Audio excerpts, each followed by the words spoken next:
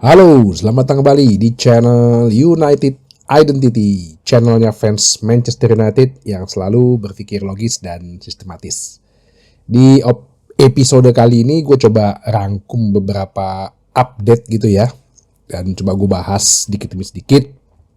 Jadi yang pertama, Ten Hag dikabarkan hari ini atau Selasa ya, waktu Manchester dia sudah kembali ke Manchester, ke Carrington dari masa liburan karena ada international break kan. Berarti dia ambil cuti dulu, tapi dikabarkan dia sudah kembali untuk segera mempersiapkan game selanjutnya, yaitu pertandingan melawan Brentford di Old Trafford hari Sabtu ya pertandingannya. Nah, jadi Ten Hag ini bisa terlihat lah ya bahwa dedikasinya dia juga tinggi gitu. Tapi di satu sisi mungkin kalau ngeliat dari sudut pandang lain ya dia juga dalam tepi jurang juga gitu loh. Dan biasanya sih kalau orang udah kepepet gitu ya, biasanya jadi lebih kreatif gitu. Mungkin dia dengan lebih cepat kembali lagi dalam keadaan kepepet, ide-ide dia, taktik-taktik dia gitu akan lebih muncul gitu ya, bagaimana memaksimalkan tim ini. Sehingga yang pastinya sih suatu keharusan lah ya, udah suatu keharusan bahwa nanti melawan Brentford ya meraih 3 poin penuh kemenangan dalam hal ini. Nah, cuman dalam menuju ke sana itu kan kita kan udah dari kemarin membahas bahwa krisis back kiri ini kayaknya memang masih terus ada, walaupun sempat dikabarkan juga Tyrell Malacia dan Luke Shaw itu ada kemungkinan ya bisa kembali atau masuk squad dalam untuk pertandingan melawan Brentford, tapi kan belum ada kepastian. Nah, cuman gue baca ada berita juga bahwa dikabarkan sepertinya ya untuk tindakan preventif lah ya, plan B-nya untuk Ten Hag itu adalah menjadikan Jonny Evans sebagai back kiri. Mengkhawatirkan ya jelas mengkhawatirkan, karena satu, posisi Evans bukan back kiri murni, walaupun waktu game lawan Southampton itu sekitar 5-10 menit terakhir, waktu Mazraoui udah diganti, Lerlik diganti, terus si Lisandro Martinez diganti, itu Dalot pindah ke kanan, si back kirinya yaitu Jonny Evans, dengan back tengahnya itu Maguire sama Casemiro, karena semua itu dimasukin tuh, si Ugarte masuk, Eriksen masuk, Bruno semua. Nah, ya nggak bisa menilai juga itu bagus apa enggak dalam 10 menit terakhir dan melawan Southampton yang waktu itu udah tinggalan 0-2 dengan 10 pemain. Nggak bisa jadi patokan juga bahwa dia bisa nih ya, aman kita, nggak juga gitu loh. Terlebih lagi kalau di sektor kiri ya, gue sih belum tahu ya kalau di Brentford ada sayapnya siapa. Kalau wingernya Brentford itu termasuk winger yang cepat gitu ya, dan kembali sektor kiri kita dieksplor, nah ini yang berbahaya. Apalagi kalau misalnya nanti minggu depannya tuh lawan West Ham di kandang West Ham, yang setahu gua ada posisinya tuh si Muhammad Kudus, sayap kanannya West Ham. Ya kalau masih mengandalkan back kirinya Jonny Evans, jelas-jelas mengkhawatirkan ya, jangan sampai itu jadi titik lemah kita lagi gitu. Nah, ya itu yang salah satu yang mungkin ya plan B-nya gitu. Sedangkan ya banyak lah orang, sekali kan orang bisa berpendapat boleh aja, tapi lu harus juga berpikir logis, sistematis. Ada yang bilang udah hari Amas dong, hari Amas. Udah berapa kali juga dibahas di beberapa ya media, termasuk juga media yang mungkin pro dengan Manchester United dalam tanda kutip gitu, bahwa Hari Amas ini kan masih umur 17 tahun ya. Dan lo pernah lihat kan dalam secara badan pun dia juga belum badan yang fit gitu. Secara body kan namanya juga fullback ya, pasti kan lo akan mengalami namanya body contact gitu loh. Running mungkin kita juga gak tahu staminanya anak umur 17 tahun gimana. Tapi orang sih gampang aja ya, hari Amas dong. Gimana sih? Kayaknya pengecut banget Ten Hag gak maksa hari Amas. Kadang-kadang kan lu juga harus berpikir apakah lu orang dalam manajemen kepelatihan gitu ya, yang menilai si Harry Amas itu gitu. Anak 17 tahun nanti kalau dikasih tanggung jawab seperti itu, ini kan bukan video game gitu. Sekali lagi gue bilang ini bukan video game, lo gampang aja ngambil dari Yud, pasang gitu kan. Kalau nggak bagus ya lo tinggal save load gitu. Nah ini yang gue bilang risiko juga kalau Harry Amas ini diturunkan gitu, anak umur 17 tahun diturunkan, nanti kalau bermain jelek ya lu protes lagi. Terus kalau dia cedera, kita ngerusak masa depan dia ya. Jadi mereka yang udah tahu dalam di manajemen sepak bola udah tahu lah sains footballnya. Anak ini mesti kapan mulai bermain, kapan bisa berintegrasi, apakah dia berlatih terus dengan first team, kan nggak tahu juga kita.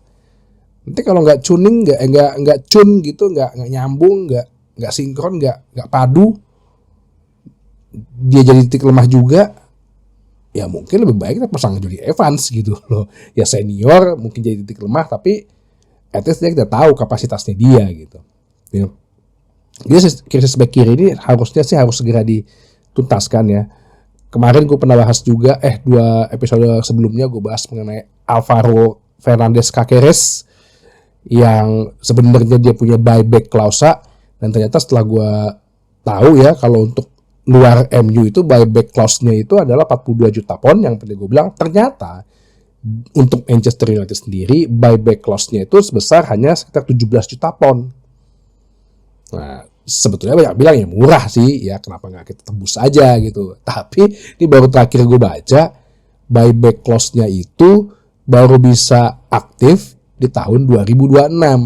Sedangkan kan si Alvaro Fernandez Caceres ini dia dikontrak di Benfica sampai 2029. Jadi mau dibeli buyback juga ya perjanjian nggak bisa ya, teman nggak tahu lah ya, namanya bisnis sepak bola kan kadang-kadang fleksibel juga. Ya pasti kalau mau ditebus sekarang ya Manchester United tahu sendiri Benfica takutnya diketok lagi dengan harga lebih tinggi gitu. Di Benfica Mart kan gitu, jual harga mahal-mahal tapi mainnya ternyata banyak yang biasa aja gitu. Nah ini yang gue bilang ya, krisis back kiri ini harus segera diselesaikan. Semoga Tyrell Malacia dan Luke Shaw bisa benar-benar balik besok, at least setidaknya masuk dalam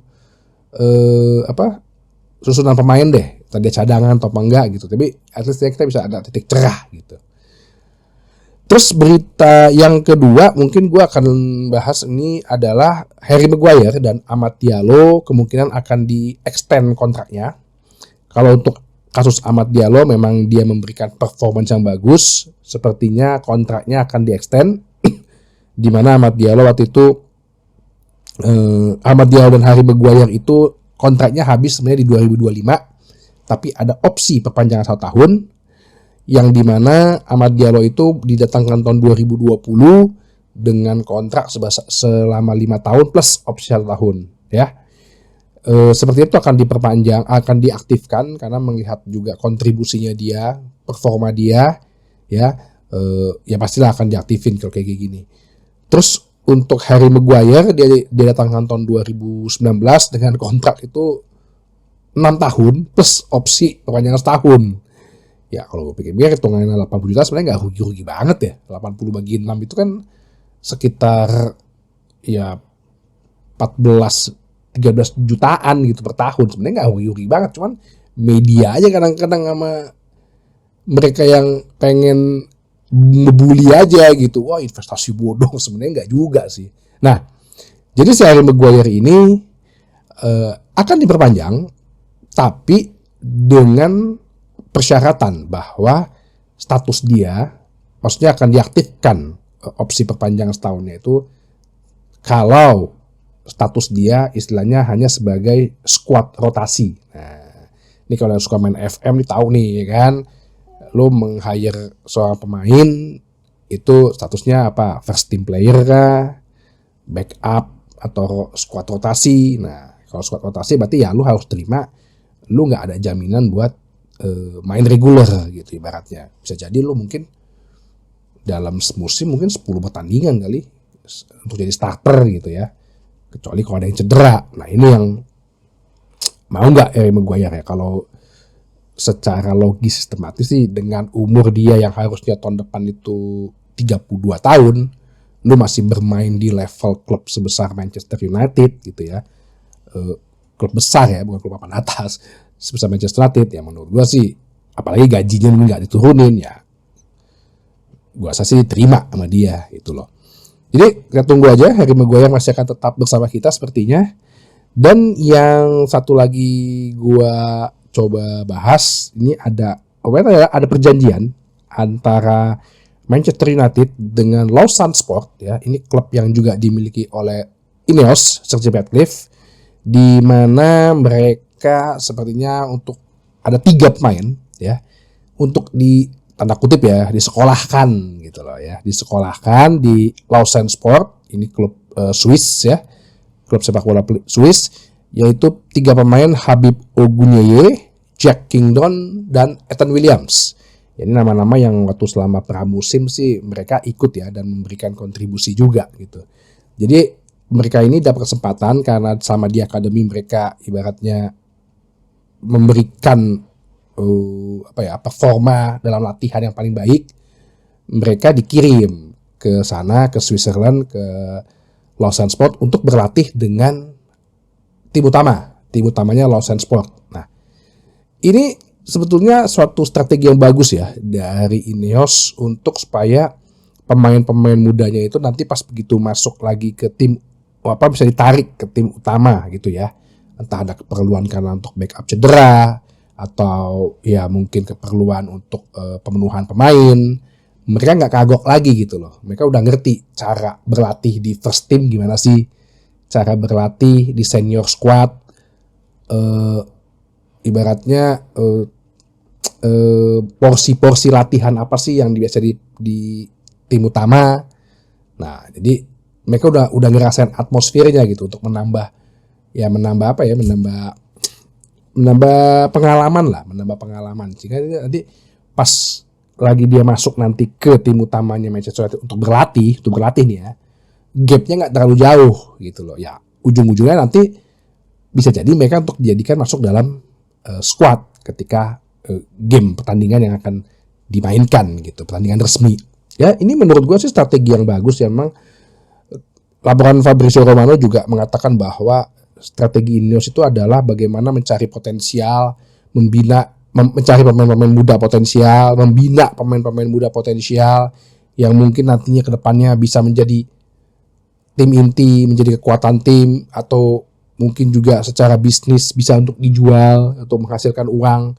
Ya menurut gue ini cara yang bagus, cara manajemen sepak bola yang bagus, dan sebenarnya Manchester United begitu kan sebetulnya waktu zaman Alex Ferguson. Tapi ya hilang nih setelah Alex Ferguson gak ada gitu loh, dengan hanya beli pemain modal untuk jualan kaos segala macam, maunya pengen publisitas aja. Tapi dengan strategi ini, apalagi kemarin juga udah ada masuk si Kone ya sama Choda Obi Martin yang umurnya 18 tahun sama 16 tahun. Ya bisa dilihat bahwa Ineos ini maunya ya bagaimana membentuk sebuah klub dari pemain-pemain yang dilihat sebagai pemain-pemain muda atau pemain-pemain berbakat ya, anak-anak muda yang berpotensi untuk berkembang di kedepannya. Ya, jadi kalau lo lihat ya dari yang gue jabarkan kan nggak semudah itu juga gitu kan, menjalankan sebuah klub gitu kan. Jadi bukan ujung-ujungnya cuma akhirnya pecat pelatih gitu loh. Ada segmen-segmen di bawahnya tuh yang mesti dibenerin. Ya, bagaimana kita mengharapkan pemain-pemain muda ini kan mungkin 3-4 tahun lagi baru kerasa. Ya, makanya ditargetkan 2028 ya. Terus kenapa lu misu-misu, orang kita juga gak target juara kok musim ini, gak target apa-apa, gak ada target untuk menjadi juara di mana, juara liga, juara apa gitu loh. Malah yang dilakukan sekarang adalah bagaimana membentuk pemain-pemain muda yang udah ada, merekrut pemain-pemain bakat-bakat yang ada di luar sana ya, untuk long term, untuk ya project jangka panjang seperti yang dibilang Ten Hag. Jadi nggak semudah lo cuman pecat pelatih udah selesai. Ya kok Chelsea gitu ya, udah gue udah bilang kalau lo nggak Chelsea gitu ya udah silakan lo jadi fansnya Chelsea deh, selesai udah itu aja Ya, kalau mau balik lagi habis itu kalau MU tiba-tiba jadi juara lagi ya silahkan, gitu aja, gampang kan? Oke, jadi itu aja bahasan kali ini. Sampai ketemu lagi di bahasan berikutnya di channel United Identity, channelnya fans Manchester United yang selalu berpikir logis dan sistematis. Terima kasih.